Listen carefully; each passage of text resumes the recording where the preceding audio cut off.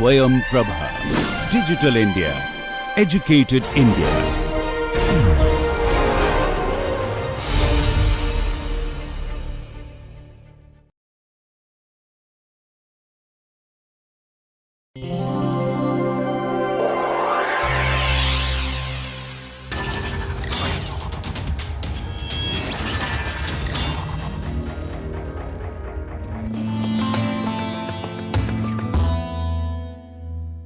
In the last class, we were looking at rollover, or in other words, we started discussions on rollover. So this will be our last topic on lateral dynamics before we move over to vertical dynamics. One of the important results we got yesterday, okay, based on the static condition of rollover, is a condition where we said that a critical threshold for AY or even AY by G, this T indicates threshold, is equal to T by 2H. Okay? So what's T? T is the track, okay, and H is the height, and very intuitive. The larger the height, you know that the AY will or the rollover propensity is high, and that larger the track, okay, larger this one is, smaller will be this ratio, so larger will be the propensity, larger the track, okay, larger will be this ratio, and lesser will be the propensity for vehicle to rollover. Okay, so this we arrived at with a simple, very simple equilibrium, okay, of a moment which we had taken about one of the tires. And remember also that when we talked about rollover, we were just talking about the, what's the condition? That the tire just leaves the ground. In other words, we said that the inside tire had or will not have any reaction force. It was just off the ground. Okay, we are not interested whether it will roll over further or whether it will really roll over or come back and so on. Okay, but from a design point of view, we look at a condition where the wheel just is off the ground. Okay. Actually, we are not very justified in only analyzing it from a static perspective. We have to do this from a dynamic perspective. As I told you in the last class, basically the dynamic perspective is also to get controllers which would control this rollover, right? So in other words, you can write these equations, and the dynamic equations which are governing, okay, you can do that. Maybe you can write it even in state space form, and then you can design a controller for this. Unfortunately, this course we won't have time to go into the dynamic case because we have to move over to the vertical dynamics. We hardly have about 7-8 classes remaining. So we need to go and look at vertical dynamics. So we will only concentrate on the static case. We also said that there are various factors which would change this T and H. And in fact, I would say that the first thing that any designer would look at is that ratio, okay, especially if you're looking at trucks, as I told yesterday. So the first thing that you have to look at is what are the parameters or what are the conditions under which both T and H are affected. One of the most important conditions under which this factor H is affected is by the rolling of the vehicle. Okay. Now let's concentrate on that. That's a very important factor, and in fact you would see how that's going to have an effect. Okay. Or in other words, what are the additional terms that is going to come? Let's understand this figure. Now we have two rolls. Okay. Here the sprung mass, okay, which rolls about the roll axis, has a roll angle of alpha 2, which is superposed on the alpha 1 of the axle. Okay. So we have alpha 1, this angle through which this axle rotates as alpha 1, And then we have alpha 2 as the angle through which the sprung mass rolls. Okay. Now, what we are going to do is very simple, but the equations are going to be complex because we are going to bring right hand side to left hand side to right hand side, and so on. Okay, that's the only condition by which, under which this is going to be difficult. The rest of it is going to be very simple. Alpha 1 is the angle. Okay, let me explain this alpha 1. I thought I'll do that later, but let me explain that. Remember that when it rolls, obviously there is going to be a difference in the load that is carried by on the, say, outer and inner, or called as left and right here, or you can call it as outer and inner. Okay, so there is going to be a difference in load. If there's a stiffness to the tire, let's call that stiffness to be CR. Okay, then the deformation of the tire is given by this being the stiffness of the tire, or you can call that as KT if you want. As I said, I'm following George Rill, so I'm using the same thing. So if there is this is the stiffness of the tire, the deflection of the tire, okay, is given by the load that is acting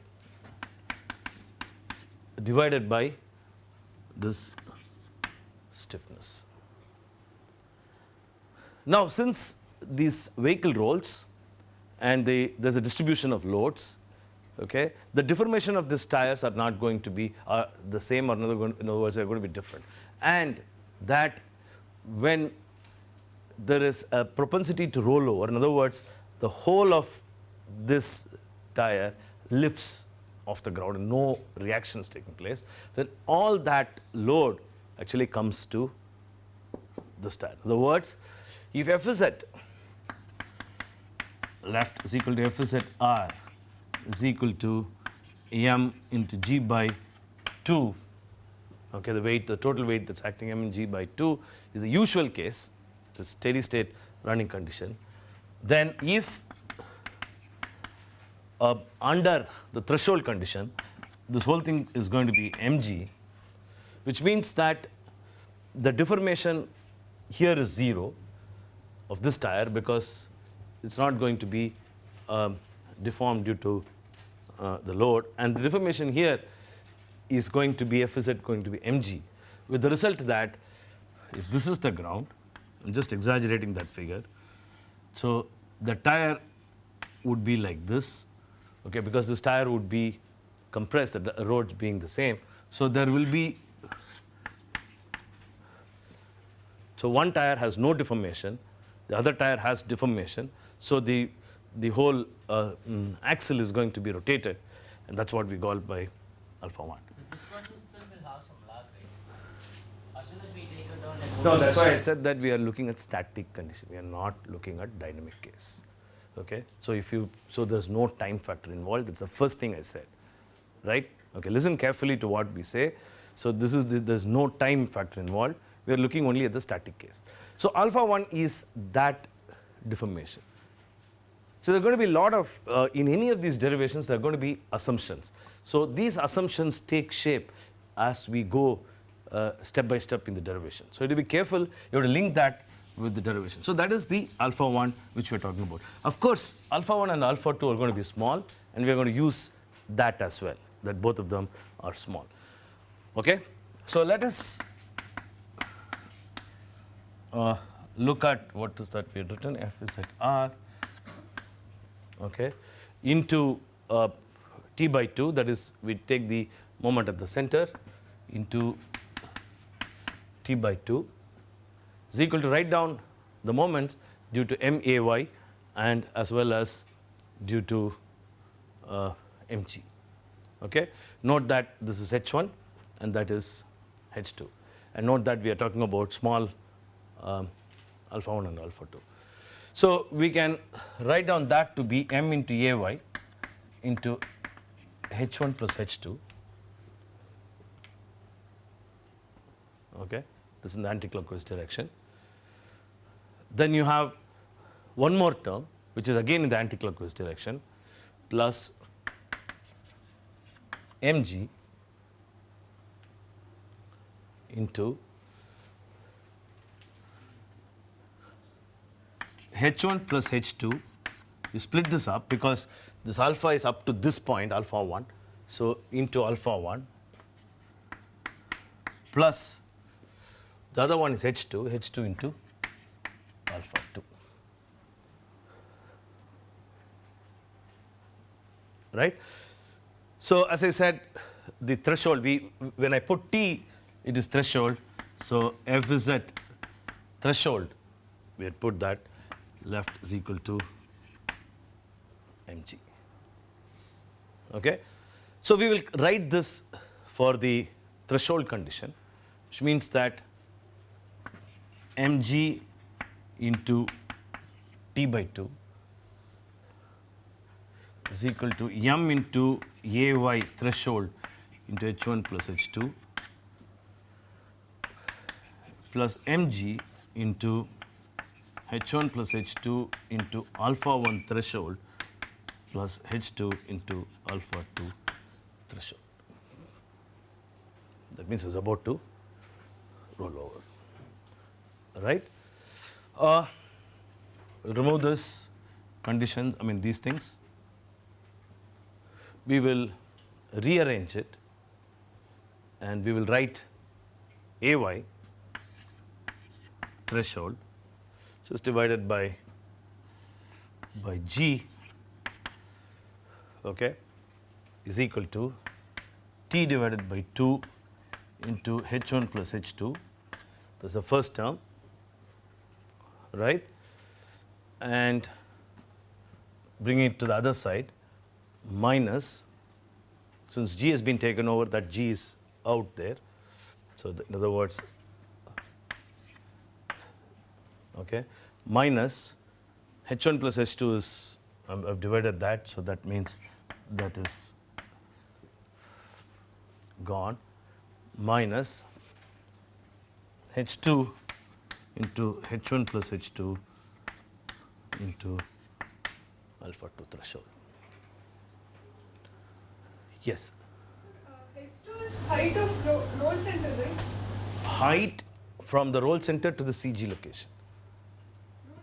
H2 is, this is the CG location, that's the roll center, okay, about which it rolls, that is H2. In other words, I was just going to comment, in other words, H1 plus H2 is our H in the previous derivation. So T divided by 2H is actually you've got, okay, and that is modified by two things. One is alpha 1 and the other is alpha 2, right? So if I neglect this roll, I get back to the previous derivations. Clear? Now, my job is now to find out what is alpha 1 threshold and alpha 2 threshold.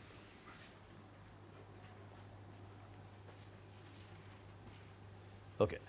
So we already know what alpha 1 threshold is. So we said that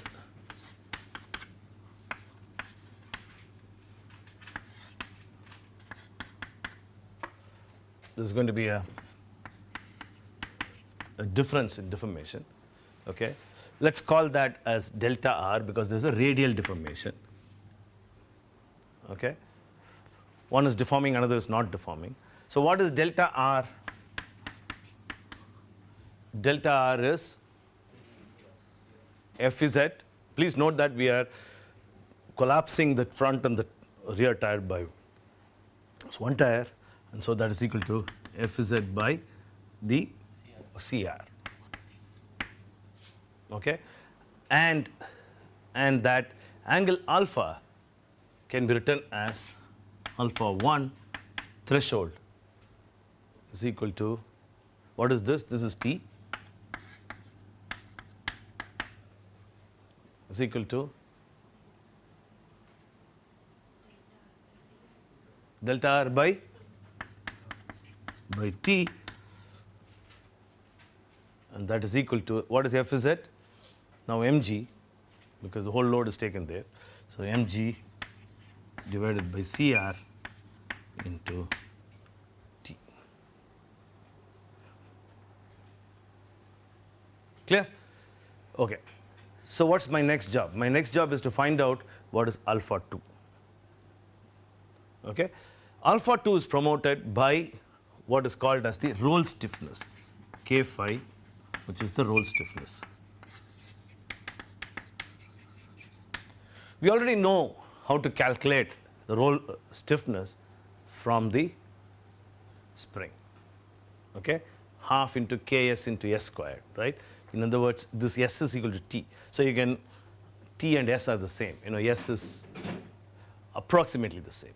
I shouldn't say that they are the same because that S is actually that length. When do they become the same? When it is a commercial vehicle with the suspension springs, okay, which are basically leaf springs, and when they have a rigid axle, then the distance between the springs, okay, becomes S. And if it happens to be an independent suspension, then S and T are the same. Okay? Note that carefully, and that we had already seen. So we will now write this whole thing in terms of roll stiffness. Clear? Okay? I think let me put on some numbers so that I'll remember these numbers. And my most important equation is this equation.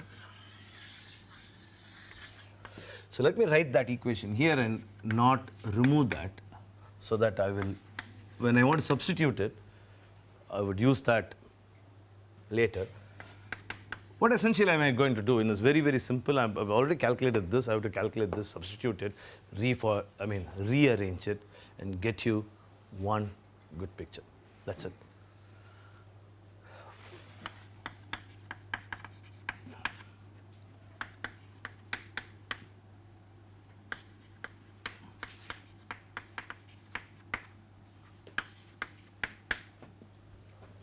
Right. That's the most important equation, which we will use it after we get this alpha 2 threshold. Okay? Now, how am I going to get alpha 2 threshold? K phi into alpha 2, okay? That is the reaction force into alpha 2. That is equal to, what are the things that go into this? M into Ay, okay, into multiplied by H2. Again, look at the assumption I'm making that they are small angles. Cos of that angle is approximately equal to 1. Sine of the angle is equal to that angle. All those things I am putting. So be very careful in whether you're going to work in degrees or radians. You have to be very, very careful, because when you make that approximation, okay, you put that in terms of radians. Plus mg into h2 into alpha 1 plus alpha 2. Okay? Since we are looking at the threshold, let's call that as T. I have an expression for alpha 1 T already, so I'll just keep it. I will substitute it later. Right? Now what are we going to do? We are going to rearrange it. Okay, let us see how we are going to rearrange it.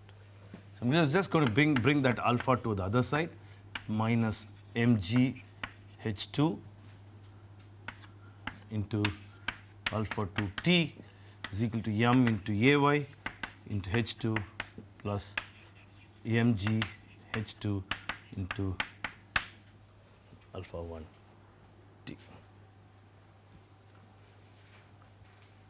In other words, alpha 2t is equal to m into ay into h2 divided by k phi minus mg into h2 plus mg into h2 into alpha 1 divided by k phi minus mg h2.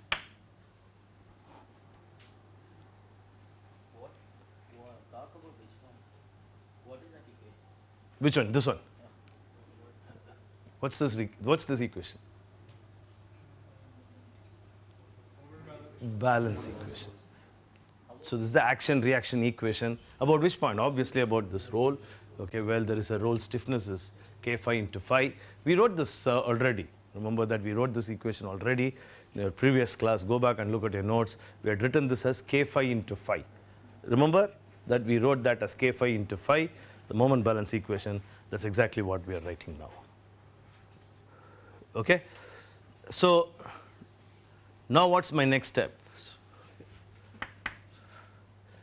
I'm going to substitute this into my, let me call that a star, and I'm just going to rearrange it. That's all, right? So that, let me write that equation.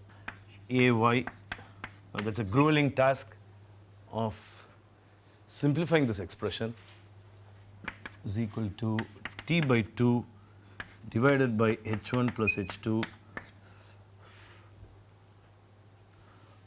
minus alpha 1 I had already written there, mg by CR into T. Correct me if I'm wrong, if I'm going to make a mistake, because there's going to be a lot more, minus H2 into divided by H1 plus, sorry, H1 plus H2 multiplied by the first term, let me put it like that, m into AY threshold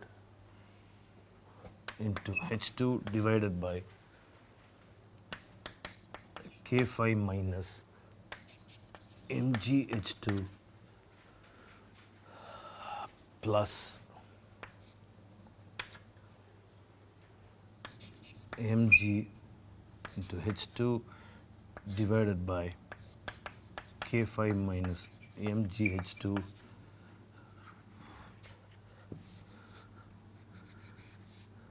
multiplied by mg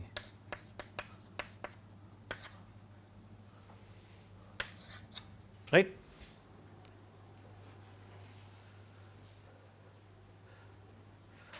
So if it's talk about that point, we've assumed alpha 1 and alpha 2 are small angles, right? That's what I've been telling. Yeah, so MAY into H2 also will have an alpha 1. Due to the role, it will also have a component. No, this is, see, the whole, this is attached to this body only. So this is, the role is not, that's why we had written alpha 2. The role is only with respect to this, and then this whole body, you know, is with respect to alpha 1 plus alpha 2. So I'm just saying MAY into H2 can't contribute. Okay, we'll discuss that later. We will, let us finish this first. Okay. We will, let's finish this. Let us because there's going to be a lot more things that we are going to do, and then we will discuss it. Okay. So now let us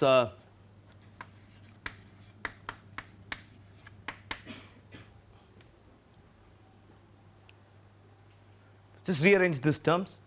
Take a minute to rearrange it. What is that I'm going to do? I'm going to bring this to the left hand side and rearrange this term. So let me do that.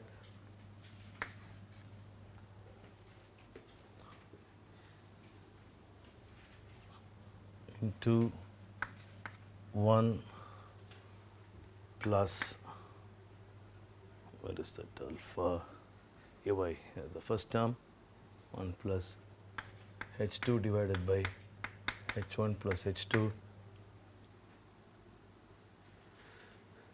into m into H2 divided by K phi minus mg into H2, right?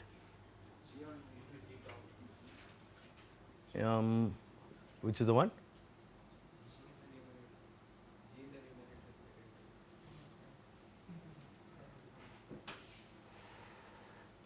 Okay. So G is not in the room, so I have to put a G there, right? Okay. And then the rest of it in the right hand side. Okay?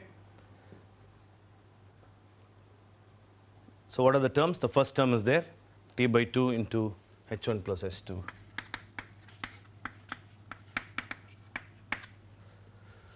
minus mg into CR into T, right? Okay. Now, take a minute to rearrange this. By the time, let us look at the question which he had asked, okay, and let us look at what is the question. Yes. Sir, mg is contributing only because of the roll, right? Otherwise, mg would pass right through the point where we are doing the moment balance. mg is contributing, yes, of course. No, wait.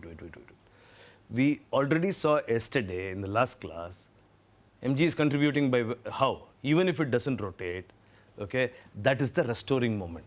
You remember last time we saw that, how did we take the moment balance? Last time we took it about the guide.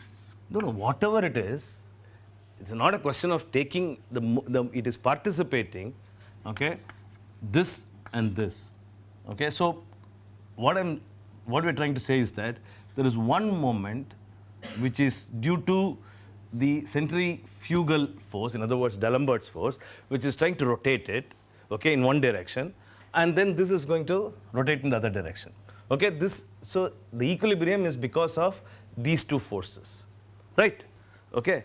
It doesn't matter whether we took it along about this or not, because that's how it's going to rotate. Now that, 1 minute, now that we have taken it about this, okay, of course mg is, the contribution from mg comes into picture because of roll. If I had taken this one about this point, obviously, no, that's exactly what I'm trying to say. This mg would have acted here, and again I would have had mg into t by 2. So that won't go anywhere. No, sir, So the question is whether you take it about this and then use this mg in order to compensate, or in order to get back the system to equilibrium, or you take it from here. It doesn't matter. So no, Okay. that was not my question. My question is, so right now mg, this alpha 1, alpha 2 are small, but still at mgh2 it's a significant term. mgh2 into alpha 1 plus alpha 2. Similarly, due to the role MAYH2, the contribution because of that force would have MAY into H2, yeah. It will 910 of MAY will lack up there. That will reduce the mg. No, MAY won't contribute completely. There will be a component which will not contribute to the torque. So that should be significant if mgh2 is significant. Yeah, alpha MAY into H2. Won't contribute completely. So what would be the compensation?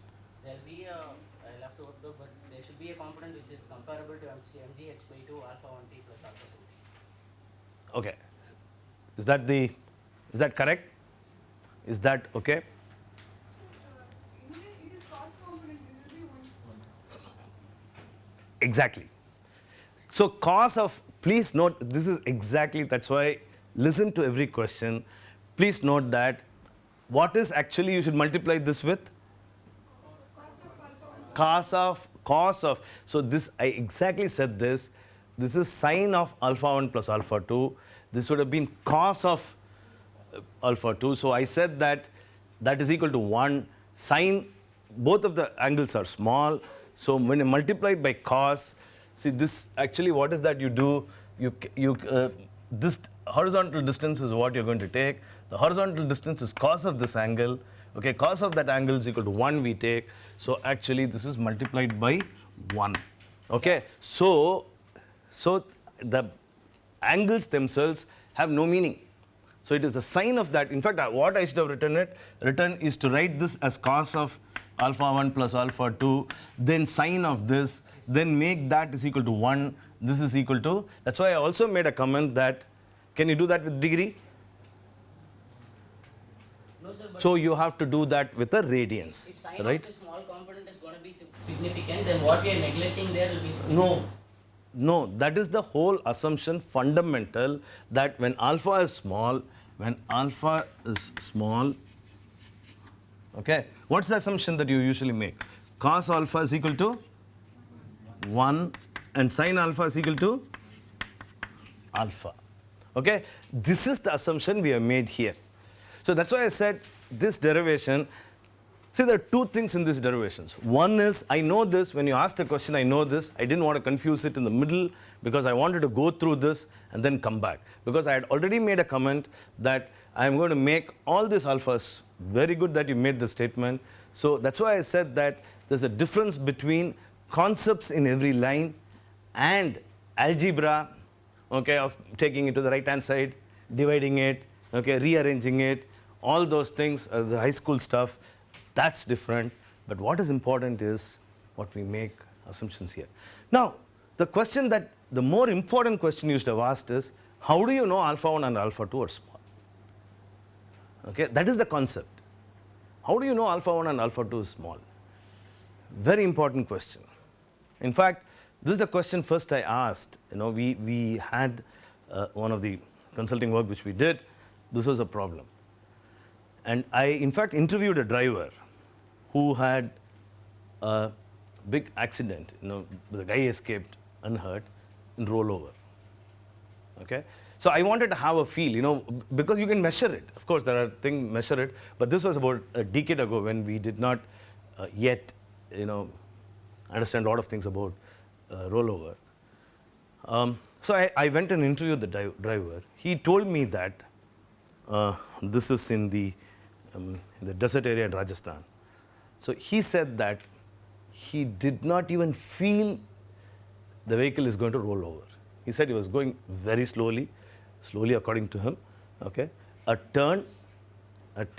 He said that if I had known I am rolling, okay, I would have stopped it. But I didn't even know that I was rolling and the vehicle just turned over or rolled over. So usually it has been measured also that these alphas are small, and that's why we make that kind of assumption that cos alphas is equal to 1 and sine of that angle is equal to 1. Okay, clear? Get back and rearrange this term. See, in every problem in vehicle dynamics, we're going to see that in the next derivation also. There's going to be so much of assumptions. Basically, that's also because when we work out with hand, the first cut methods, we can't use very sophisticated, you know, methods. Of course, when you design it, when detailed design comes, you would do that in a much more sophisticated fashion. Okay, rearrange it and let me write down that. I'm going to leave this to you because I know you're also bored, I'm also bored to rearrange these terms, and I'll write down the final expression, right? So that is a much more interesting stuff than doing that. T by 2 divided by h1 plus h2 plus, you know from where it is coming, okay, h2 divided by k phi star minus 1 minus 1 divided by k phi star or CR star. Just a second. Let me check that.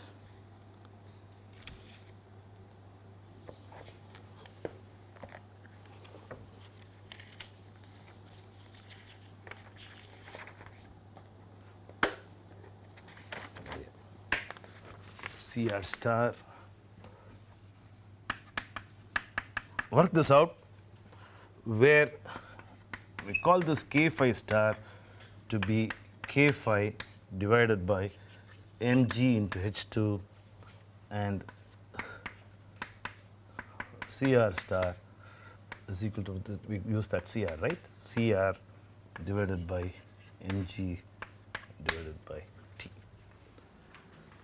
Okay, rearrange these terms and you get this expression.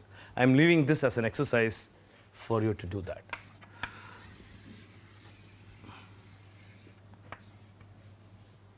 Okay, so that is the expression. So when I neglect these terms, okay, I go back to my t by 2 into t by 2 divided by h1 plus h2, which is the height of the roll set from the ground. Okay, so both of them are going to have an effect.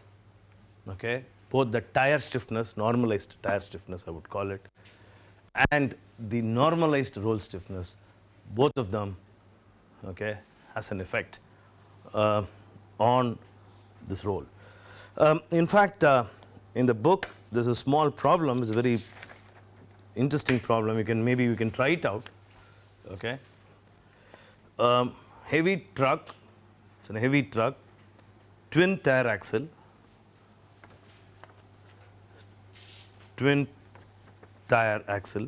is loaded. It's a 13-tonner. What we call in India is a 13-tonner truck. So M is equal to 13,000 kg. Okay. The radial stiffness of the tire, CR, is 800,000 Newton per meter. T is equal to, the track is equal to 2 meters.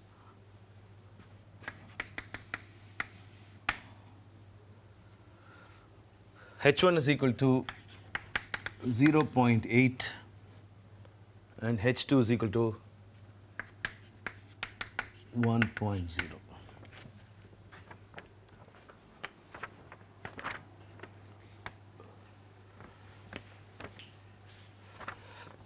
Okay. So now, suppose now I calculate from these values the roll angles and as well as these values of AY and so on. This is clear? Any questions? Very straightforward. There's nothing very difficult about this. You do that. What I suggest is this is an exercise which I would like you to do. Just plot. I'm not going to do that here. Say for example, if you plot this versus K phi versus the AY overturning limit, how would the graph be? And if I plot the K phi versus roll angle,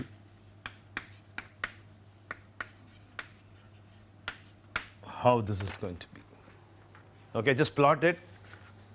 Okay, that will be an exercise for you.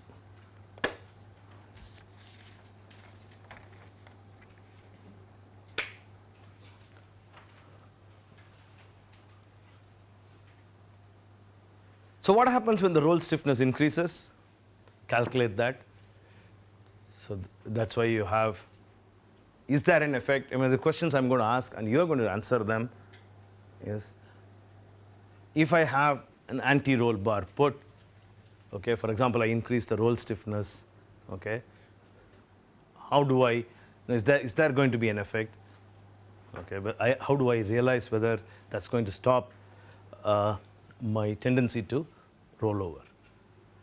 It's a very important question because many people think, for example, many people who build this, the truck, the car carriers, they think that just keep on increasing the roll stiffness, okay, would stop them from or prevent the rollover of these trucks. Okay, so I had this again from my experience. I see that a lot of people think that just increase the roll stiffness, it won't roll at all. No. In fact, if you plot this graph, you would notice that the graph would be, yes, it will be small, there will be an effect. After some time, there won't be any effect of roll stiffness. Okay? And the roll angle would actually come down like that, and after some time, there won't be any effect because of the contribution of these terms. Okay? Do that. It's a good exercise to do, and you will understand about the roll stiffness and so on. Okay. So we'll now switch gears. We're running out of time. We will move over to any questions? Sir, what about the front and rear roll times? Difference in that? Good question. What do you think will be an effect? It will Where, be a roll twist effect. see, one of the things in handling, it's a good question. One of the things in handling is that you should also look at the effects of other things. Okay, this is rollover is one thing, right? What are the other factors? what are the other things that will have an effect on effect due to variation of roll stiffness?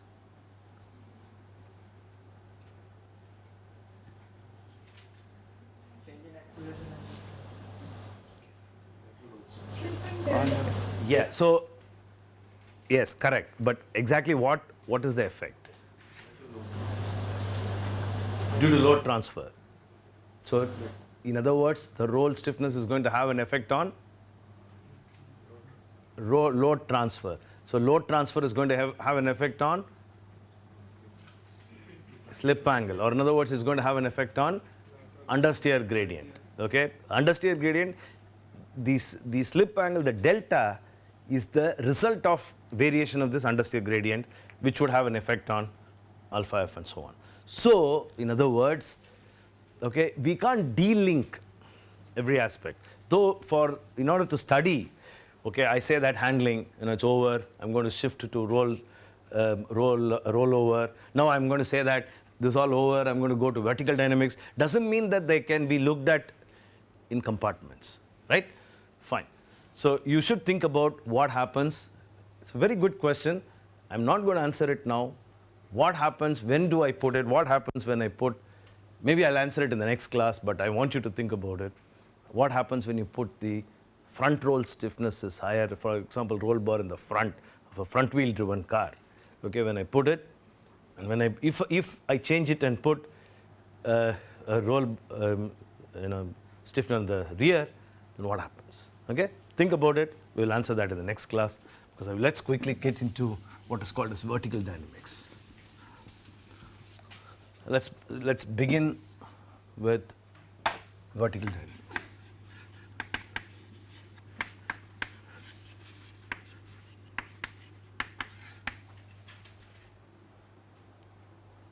Okay.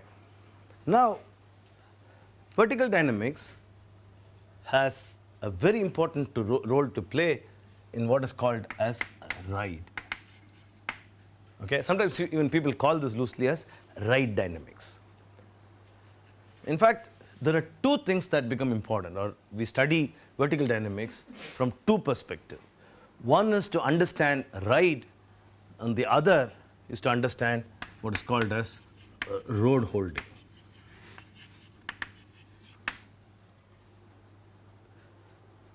We want the tire to hug the road all the time. Okay? Obviously, if the tire loses contact with the road, okay, we know that our grip is lost and stability is affected. That way, actually, vertical dynamics cannot be totally uncoupled from the lateral dynamics. But for the purpose of studying this, we're going to decouple it, and we're going to study that vertical dynamics, okay, separately. Right. So we are going to look at both ride and road holding. These are the two things that become important in vertical dynamics. Clear? This is totally frequency driven. Right? In other words, there's again a lot of confusion to look at what is meant by vibration, okay, and what is noise. Because when I go on a road, not only there's a vibration that I feel, but also a noise which I hear. Right? Both of them are there. So we usually distinguish, okay, between in ride dynamics, we classify it into what is called as the primary ride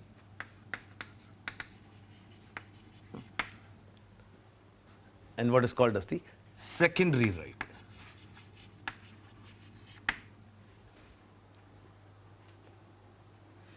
Primary ride is from up to 5 hertz, maybe 1 to 5 hertz.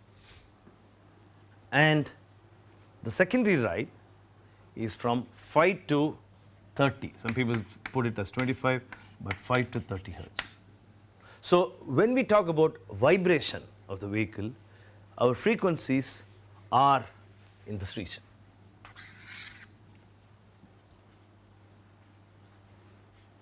So frequency of vibration becomes very important, not only because of the ease with which we're going to study it, okay, but also ultimately our aim is to understand the effect of these on us, humans who travel in the vehicle.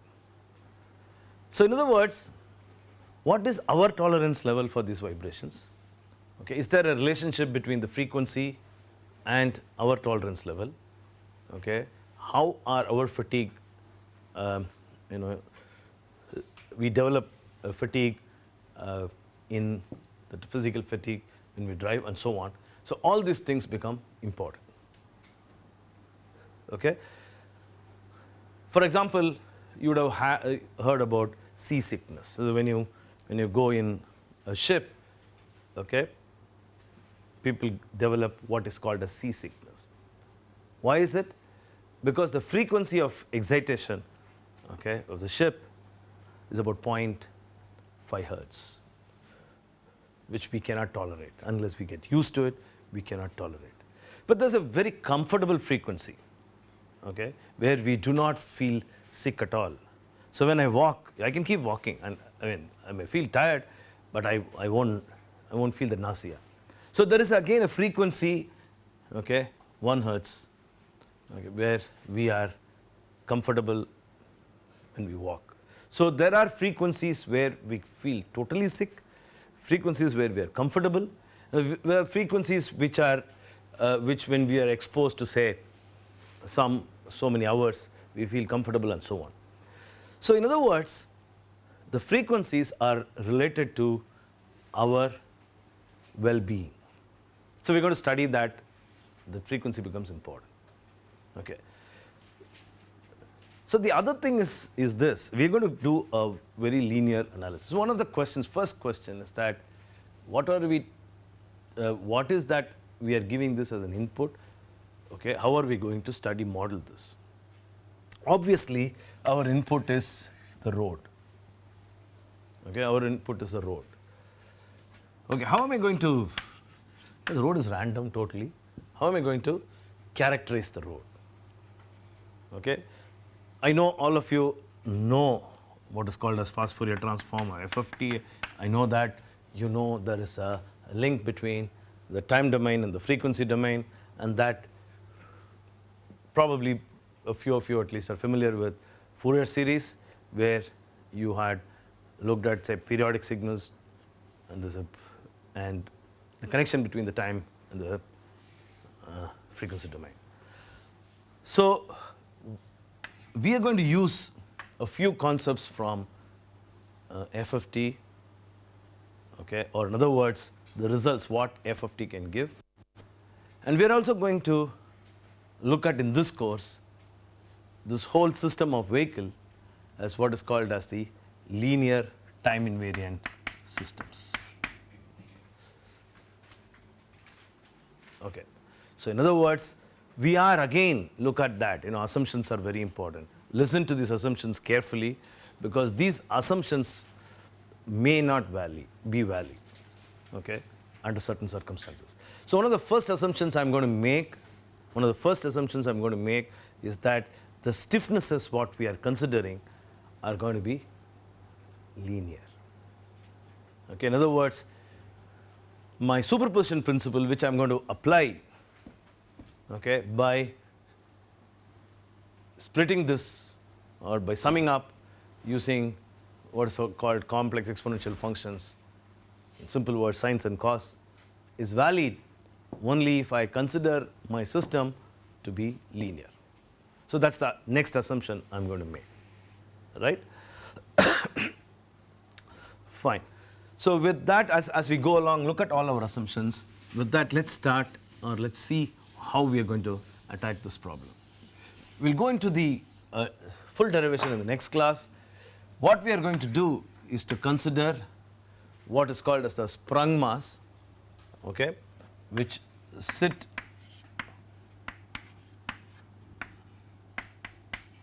on two suspension systems, okay, which is, we'll call that as the sprung mass, and these two are the unsprung mass, and that is the tire okay, and that's the road input.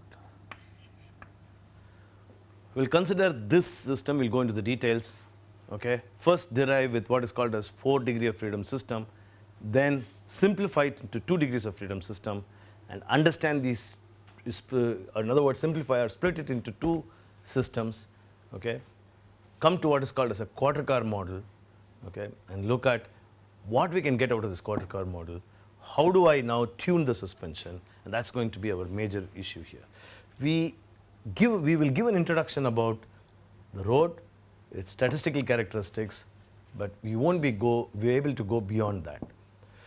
We will look at these things, the vibration and so on, in a more detailed fashion in our next course, and maybe a course on NVH would give a lot more inputs into it. So we'll stop and we'll continue with this model in the next class.